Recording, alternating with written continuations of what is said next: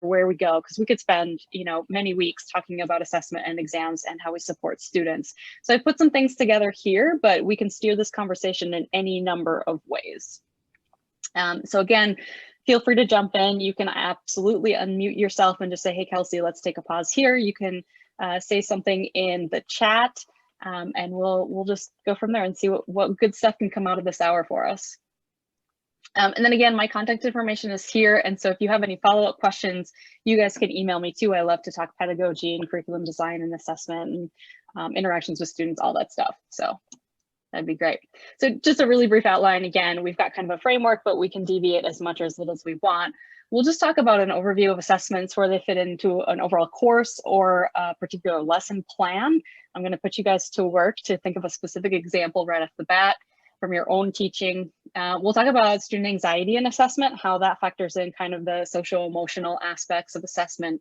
Talk about a few guidelines and best practices for use in assessment design, and I've got some practices for us today to actually, for you guys to experience as participants. If you're doing online learning, just a couple ideas, some tools that I've been using in this area, and questions and discussion. So we've got a lot of flexibility. We can sprinkle discussion and questions throughout, or we can save that till the end as well.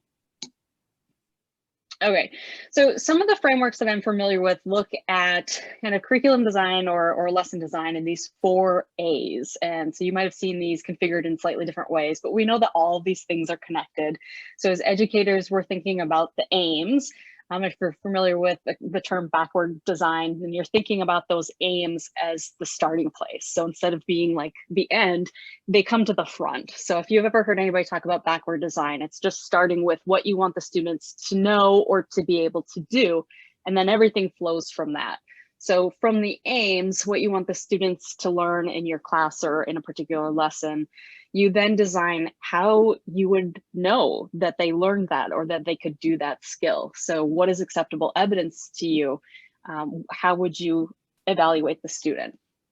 And all of that then leads to the teaching activities. So what are the things that students are doing? What are the things that you guys are doing together in the classroom? What are students doing outside of the classroom? How are they practicing this knowledge or these skills that you want them to have?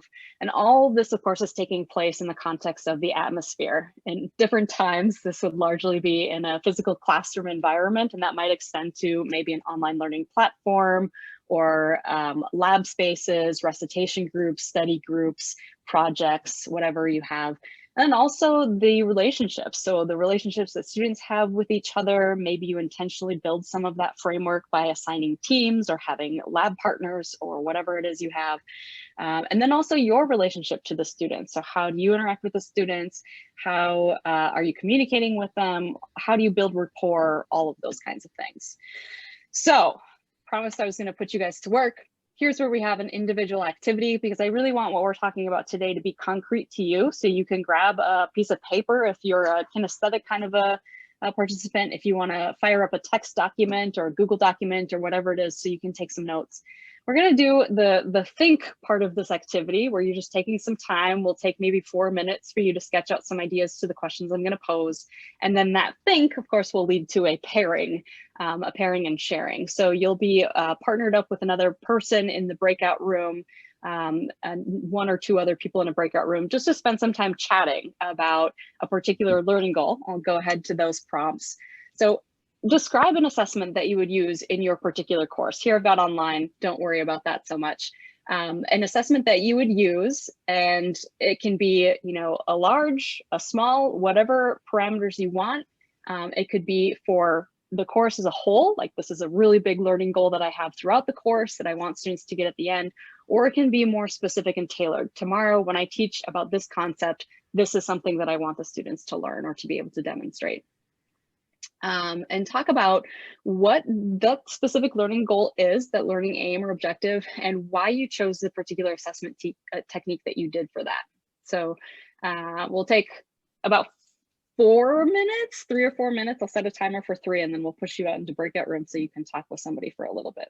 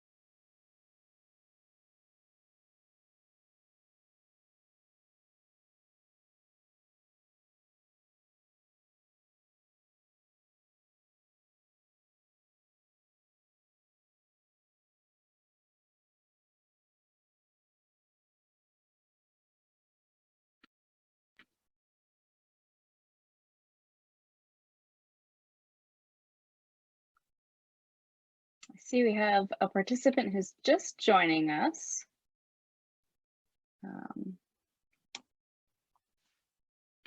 So welcome, Lou. We are just doing an individual think to get ready for a think, pair, share. So we'll just throw you right into the deep end and say we're doing thinking about an activity that or a particular assessment that you use currently in your class or for a particular lesson. And we were just going to have people start sharing out. So if you can think kind of quickly, maybe jot down a couple ideas on a piece of paper. And then Anthony, if you wanted to broadcast out to all the breakout rooms, that now's the time to share their example with their peer.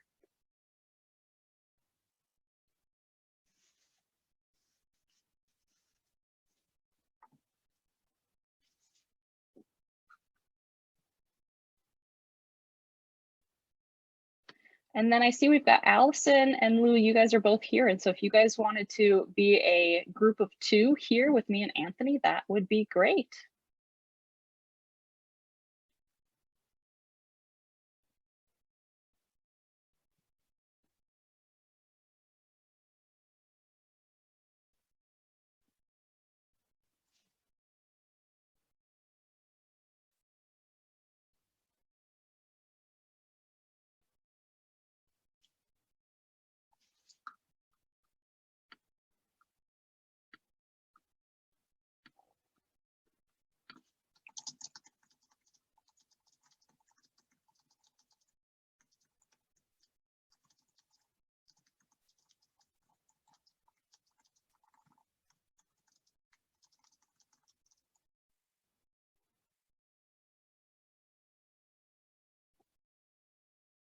Allison, are you here?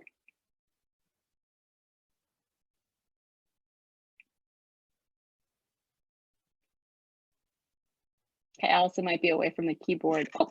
I'm here, but I'm watching a kid, so I can't talk. Okay, well, if you're able, as your circumstance allows, you might be able to put into the chat room. Lou, I'll give you, you need another minute maybe to think of your example? I'll go ahead and throw one out there. When I used to teach, I would give a, well, most of the class periods, I would give a quick quiz at the end.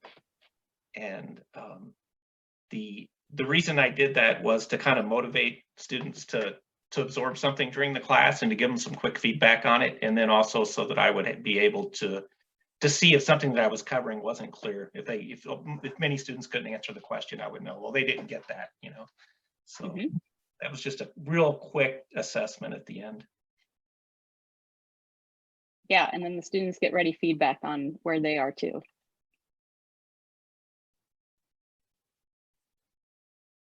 I'm having students do a writing assignment. Actually, in both my first year seminar class and my upper division genetics, they have to pick a particular gene that they're interested in. So it's called gene of interest.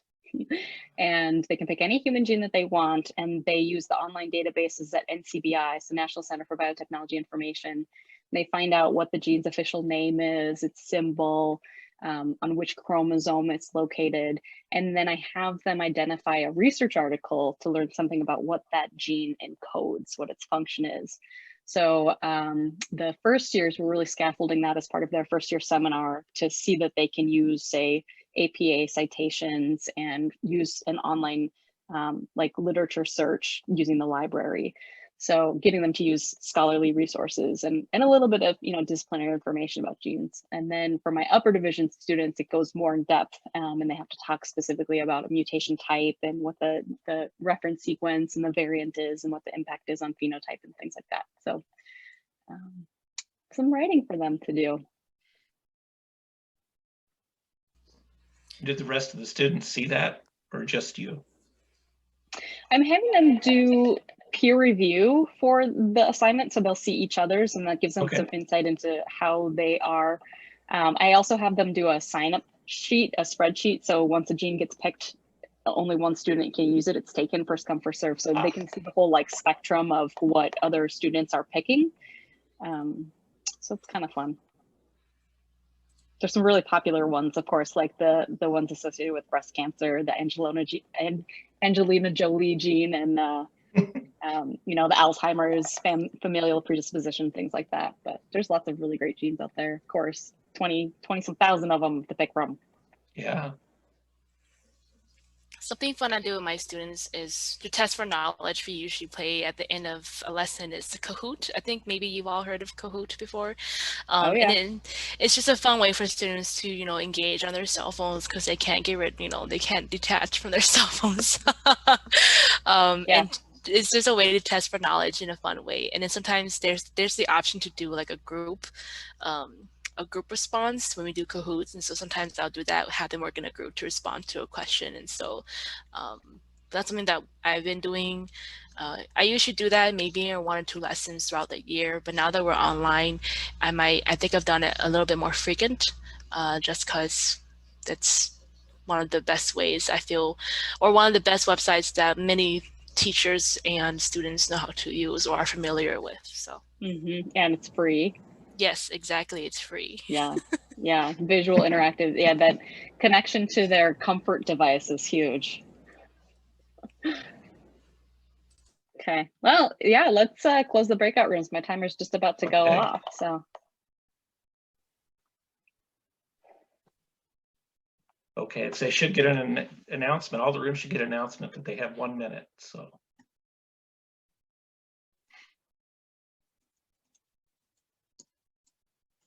Cool.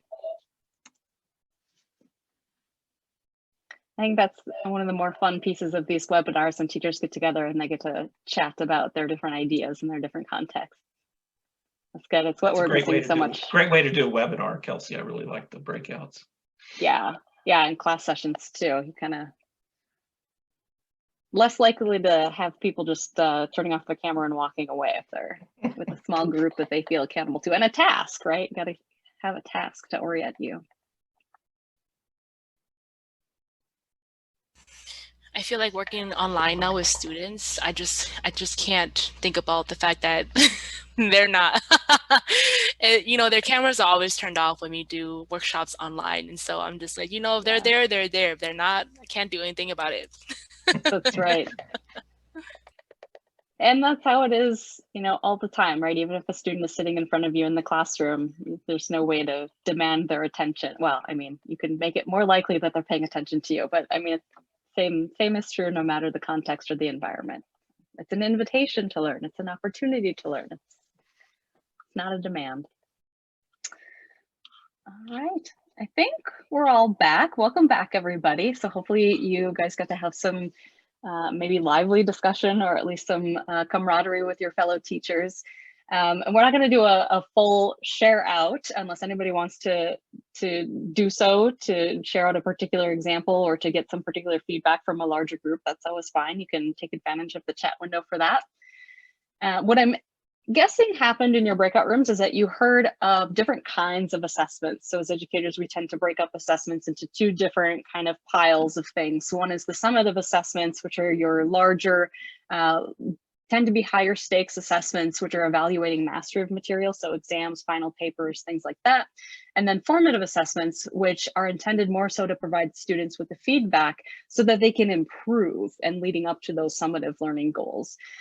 So those you would consider to be, your day-to-day. I know in our group, we talked about having quizzes or having audience response opportunities. And so that's great because it's actually a 2-way street where not only are you as the educator getting information about where your students are, and if perhaps you spent, maybe a good chunk of time talking about a particular concept in your previous class session, and 50% of the students are still missing that formative assessment item, that there's a disconnect between where you hope that they would be and where they actually are.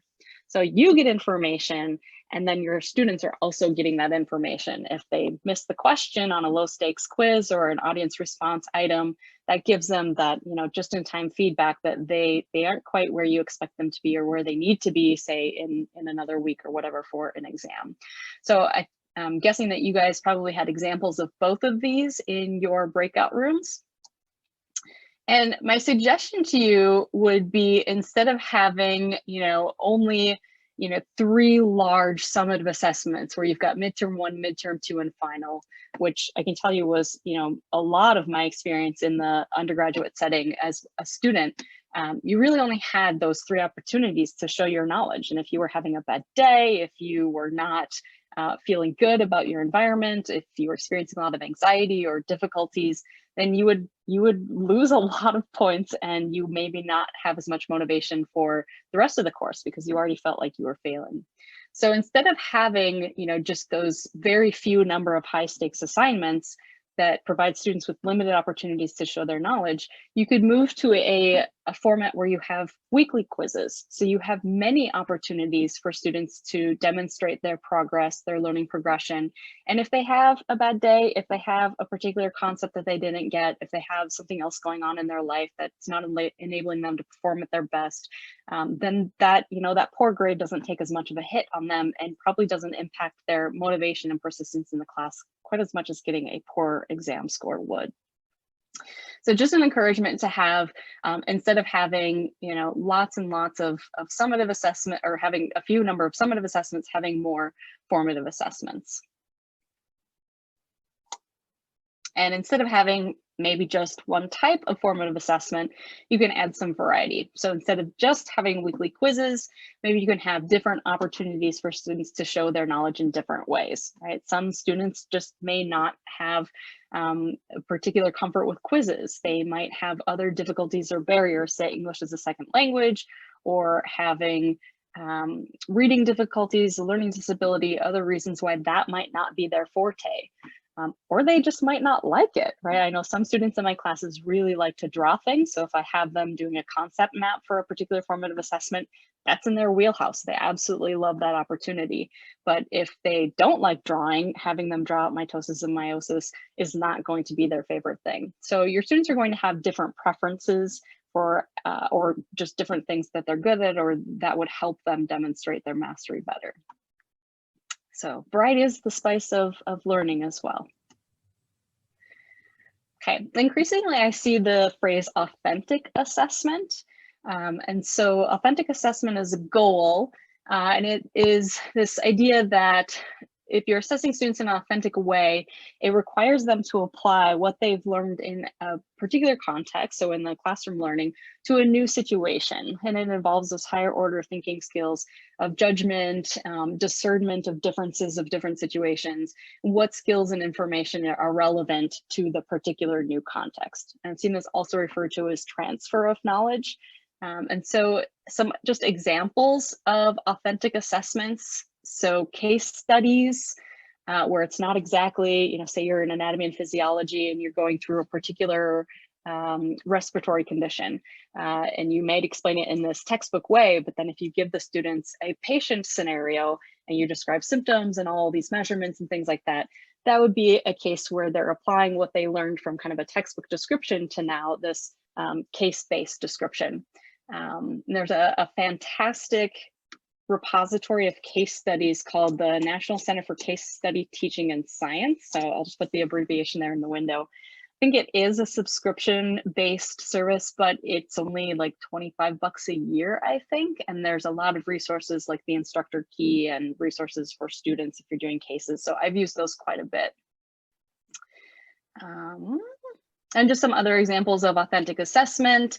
So if you're doing maybe media studies or computer science, developing a website or an app, biology or chemistry, diagramming how a process works, so again with the drawing, and then what would happen if you were to perturb a system, take a particular piece out of that process, what would happen? Another resource that I put that's actually in the comments here, so I'll minimize my screen for just a second. I really like, maybe we can see this. No, it's not going to work for me.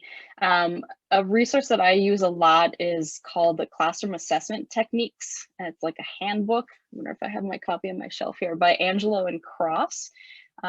So Classroom Assessment Techniques, and classroom, right? Think about it broadly, by Angelo and Cross. So it's a great book that just gives you a ton of different ideas if you feel like you need to do a little bit more creative brainstorming, to see what kinds of different ways could you engage students in these more formative assessment ways. So we did have a couple of questions coming up in the chat. If you'd like to address them as we go. There's some discussion going on about how do you get students, especially when they're online and not in the classroom, to treat a formative assessment as formative and not have anxiety over something that's just a formative assessment. Mhm. Yeah, and I've definitely had that response, something that I would consider low stakes because of a low point value, right? A student doesn't do well on it and they have a significant emotional response to that. Usually it's our high performing students who, you know, just are not used to processing a negative feedback. And that does take some coaching, it takes some time. I think the best way to have them accept it as formative is to be upfront about kind of where it fits into the larger context. So I try to do imagery with students to have them internalize earning a grade rather than me giving them a grade. So if you think about a beaker, and you have a bunch of those craft palm balls, this is a great visual. And you start the semester with your beaker empty, and you explain to students that throughout the semester, throughout the course, you're going to be adding to your knowledge and demonstrating your knowledge and proficiency in different ways. And if you can show in your syllabus or your course contract, whatever you have, that indeed there are all these different opportunities for students to demonstrate their mastery. You can say every time you turn in a weekly quiz, every time you take an exam, every time you do a lab report, every time you do a practice session, whatever those pieces are that make up their performance as a total, you can show them that they are earning their score and that there are lots of different ways and lots of opportunities, right? So get them to buy into your context and your philosophy. Now, if it's the case that you're telling them it's formative, but it actually is like a huge tennis ball in their beaker, you're not going to get very far. So they have to see that, you know, when I say 5 points and it's a pool out of 500, it really is okay for you to miss a few of these really small pom-poms because you're going to accumulate so many of them as the course goes on, right? You're going to have lots of different opportunities. So that's really how I explain it to students. You know, this one thing, it's okay. It's getting them to buy into this error-safe climate. It's okay to make mistakes. That's what learning is about. And the more that they see that yes, this is a place where I can make mistakes and I can still, you know, achieve well overall, is a good thing. I know on some of on our online courses, when we have the quizzes online, we often have multiple attempts. So like if it's a self-grading quiz, for example, they go through, if they give a wrong answer, it tells them immediately it's wrong, and then they can do it again, right? So. Yeah, another thing that I've heard a lot of conversation about is, you know, timeliness, and to what extent timeliness is actually the goal of your assessment. So I know for a lot of professors, they would accept no late work, right? Or you would only get half credit if something was turned in a day late. And they've kind of been going back to this idea of, is that really what I want to assess? If it's a day late, does that really mean that it's only worth half of the credit, right? What am I assessing in that case? And especially with the online environment and with so many other barriers, I would say, you know, maybe being able to be flexible with something like that, or allowing resubmits, or, you know, one get out of jail free card or something like that, or however many get out of jail free card. I know that I've changed my grading policy. I used to accept one late assignment, no questions asked. You can turn it in, you know, as long as it's within a week of the original due date, no penalty, except exams, because that's a little more complicated. And now I've changed that to where all of my assignments are have categories. And so say I've got weekly discussion forum posts and we've got 16 of them, and I allow students to drop the 3 lowest scores because I know that they have a lot going on. Anticipate, especially if students get sick, where they're out for a couple of weeks, just need to build in that flexibility where they don't feel just overwhelmed by everything. So I know I've gotten a lot more relaxed in terms of you know, late submissions and things like that. So I mean, overall, we as instructors, right, our task is to design assessments that measure what we want them to measure and that are fair. And part of that is also being transparent to students. It gets back to those learning goals. If you are really clear about what the learning goals are and students know what those learning goals are and have opportunities to practice, then I think you can approach a fair and honest assessment. All right. So we're going to try one of these. In our group, the idea of Kahoot came up as an audience response tool. And I like Kahoot, I've used it, But I actually in the classroom environment, for most times, I like Poll Everywhere, which is also free up to a certain class size. So you can have, I think, up to 45 participants in Poll Everywhere, just with your free subscription or your free account. So we're going to try this out, and we're going to shift to talking a little bit about anxiety and addressing anxiety with students. So Poll Everywhere, you can use any web connected device. If you want to use the computer on, that's fine. If you want to use your phone, we were talking about those as kind of comfort devices for students. And they feel like they're being a little bit naughty if they get to use their phone for class. So this gives them that same kind of a thing. Polleverywhere.com, and I'm going to switch over to the Poll Everywhere. Are you guys now seeing my web browser displaying the Poll Everywhere? FERPA issues with Poll Everywhere and Kahoot. I know that there's built-in Chime In and other things. There are polls also in Zoom. I'm not sure if Google Meet has a polling thing. Okay, so if you go to pollev.com and you enter this code, Kelsey Metzga 936.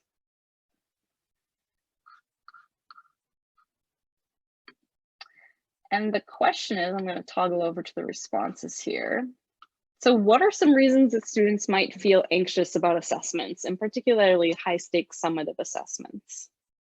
And I have this one set up as a word cloud result. You can do, multiple choice. You can do different formats of questions with the Poll Everywhere.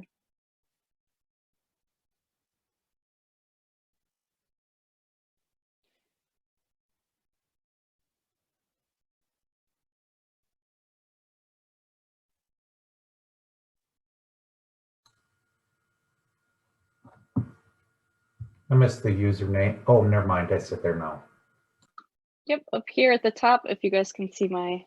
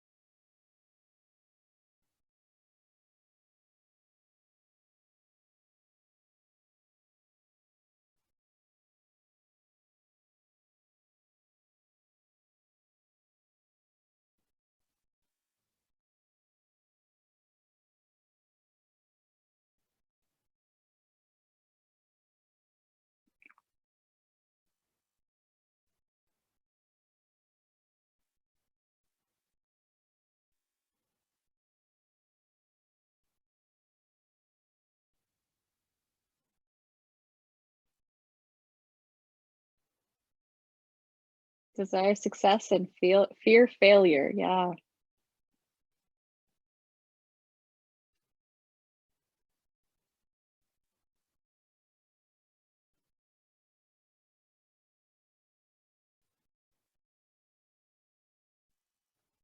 Bad past experiences. Or maintaining that 4.0. It's related to success. Doubt, fear, lots of emotions going on. Imposter syndrome, not sure of themselves. Absolutely. So we know that for students, their performance is tied up a lot with their identity, and they equate having a bad performance to maybe them being a bad person or being insufficient, right? Not as worthwhile. And those are all things that we don't want to foster in our students, and that we might be unwittingly propagating with the way that we communicate, the way that we structure assessments. Yeah, I'll tell you guys as we kind of see our word cloud changing a little bit.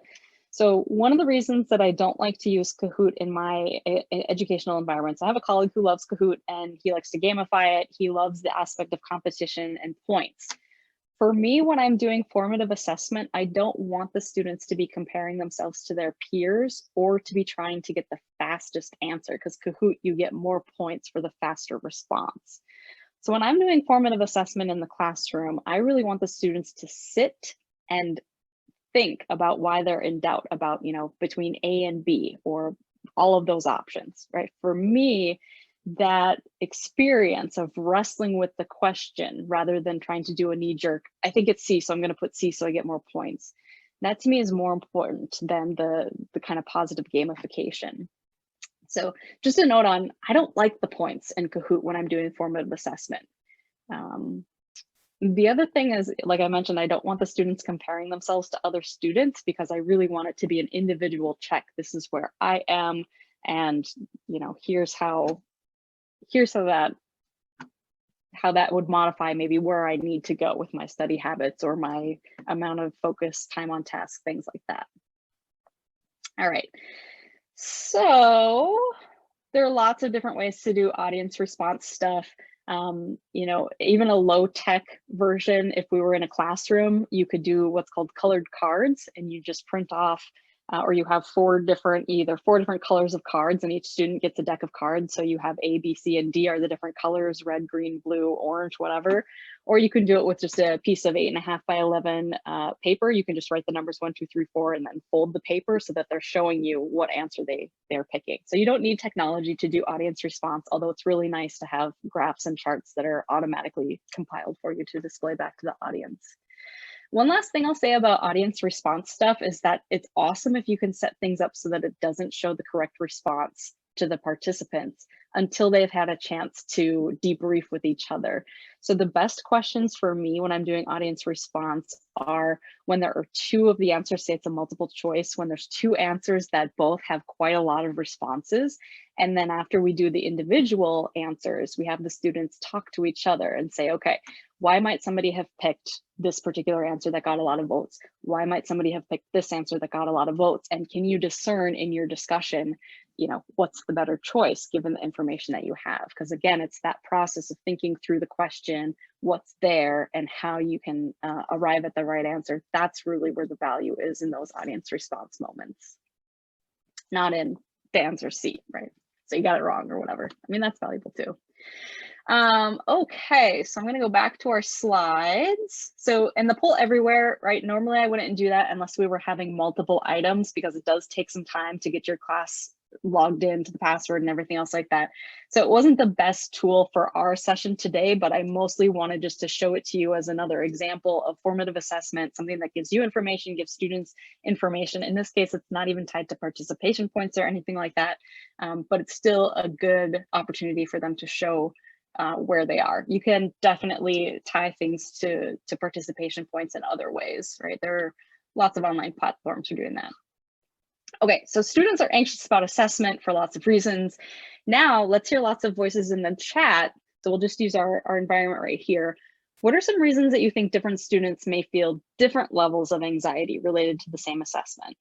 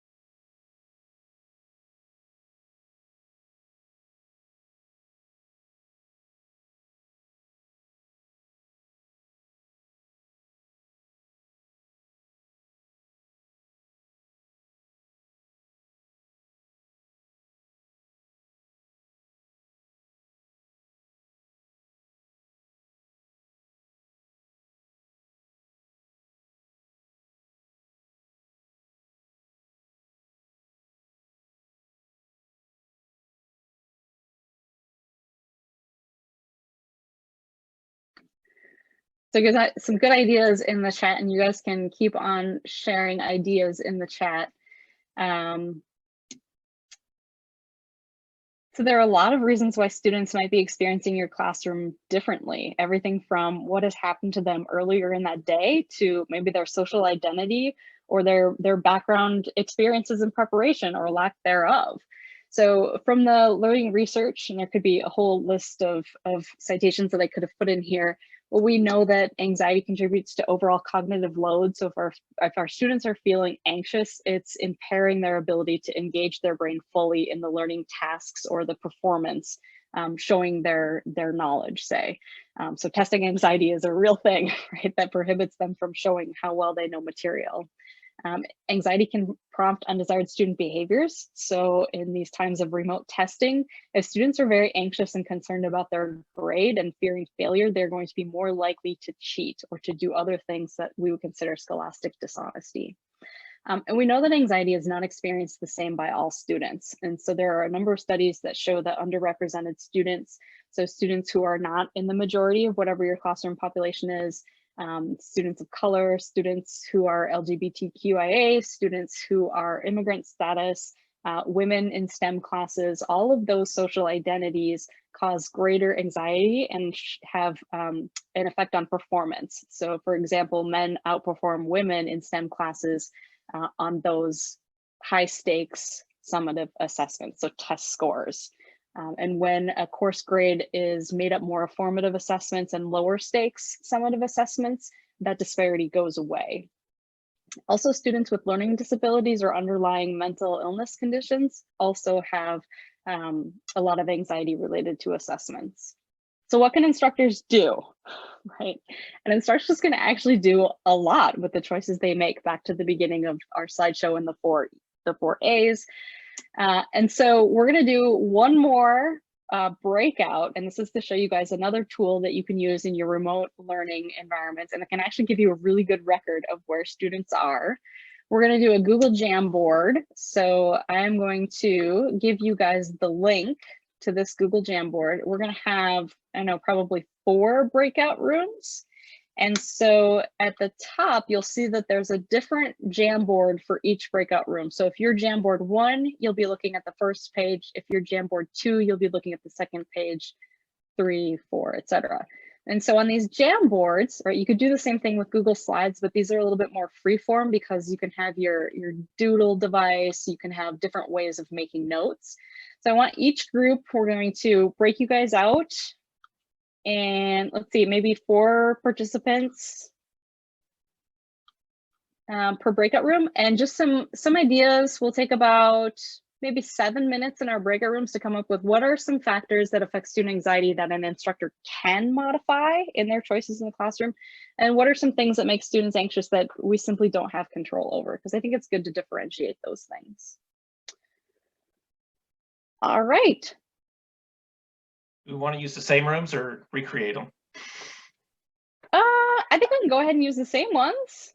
Okay, I'll just open the same rooms.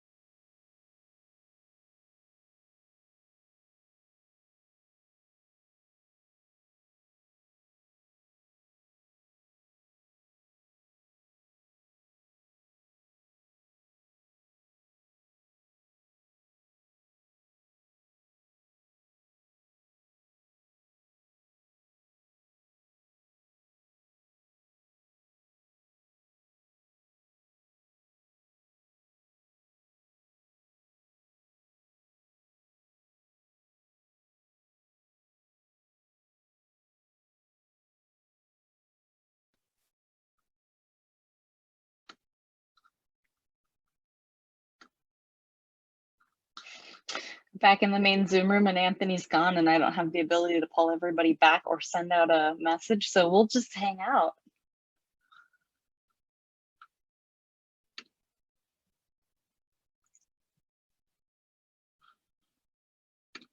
I can type on their Jamboard.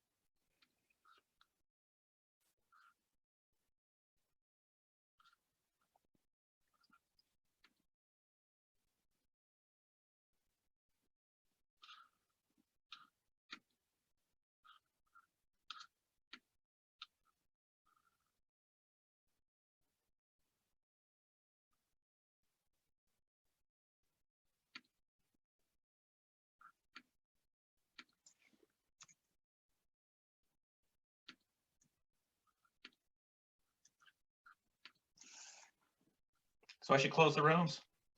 Sounds good. We'll bring it back for just a quick close up.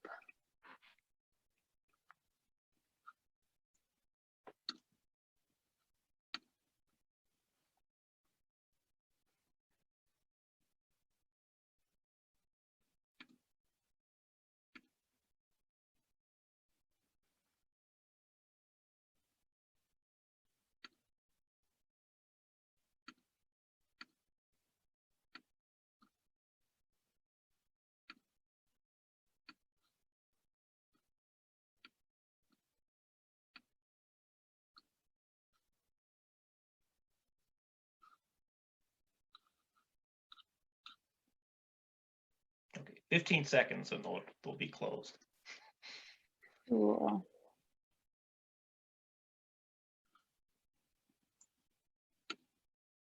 You must be having fun with the Jamboard.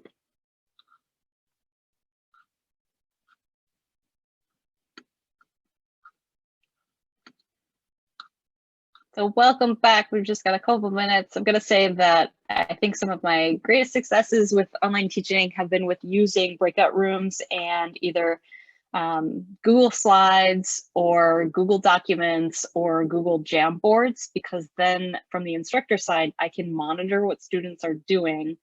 I can go through their slides, their boards, their handout, whatever it is. And in the case of Google Docs, I can actually give them real-time feedback. If I see them working on a problem and they're not quite going in the right way, I can give them feedback right in the moment and then able to redirect them.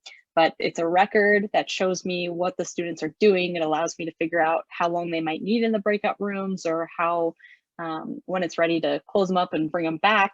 It's just been a really great way to have a record of their participation.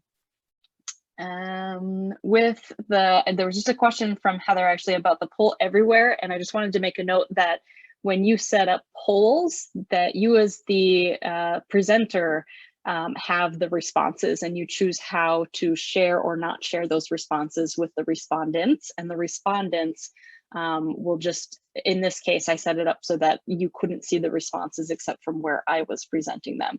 But you can have, you know, viewing preferences to set up the results differently, so students could possibly see the results after they submit theirs. Like I said, I like to withhold that information. So just as a wrap up, for encouraging fair and honest demonstrations of student learning, particularly online, we want to create assessments that aren't just questions that students could look up easily. So it takes thought, it takes effort, right? And then those are things too that aren't usually that amenable to auto grading. Although you can write some good, authentic, say multiple choice questions, you just have to put a lot of thought and effort into writing the stems and responses of those questions. Be aware that stress and pressure are key drivers of cheating. So I don't think that this is news to any of you.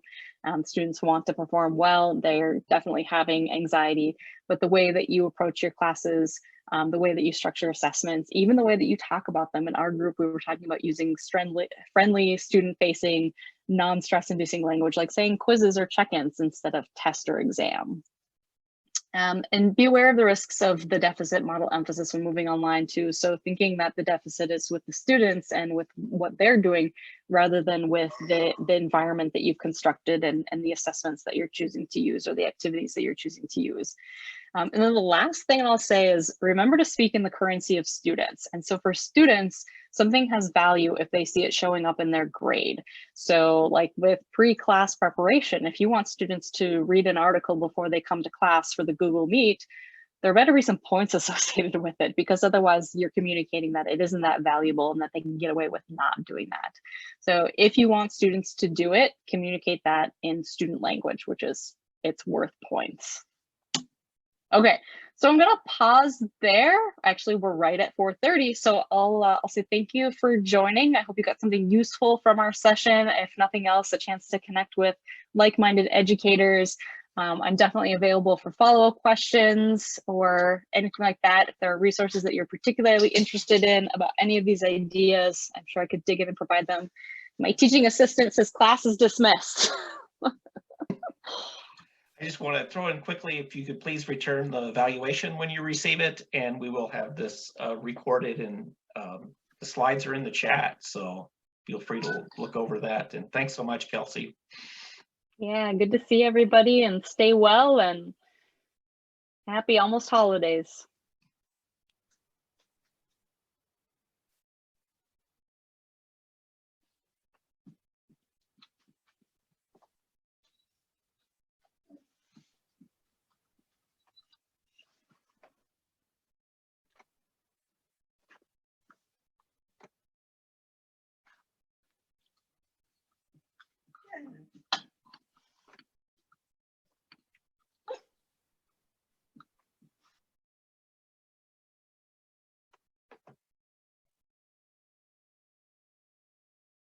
Your teaching assistant knows when class is done, so. Apparently she knows some magic words. I don't know. They're very perceptive. They know what's Are you going on. perceptive? Did you know it was time to be done? I normally don't let her in when I'm teaching just so she's not a distraction, but it's not my usual teaching time, huh? She smelled it out a little, my pandemic puppy. Well, thanks so much for putting on a couple webinars for us. I mean, I don't know if we'll continue to do this or not. You know, it's kind of what the group wants to do. So, but absolutely, yeah, it's good to connect. We're getting good feedback. So, yeah, it's good. It's hard to know what the community needs in times like this, and you had a lot of people who are signed up that didn't make the session, but at least they'll get the recording and stuff. Which I guess I should stop recording.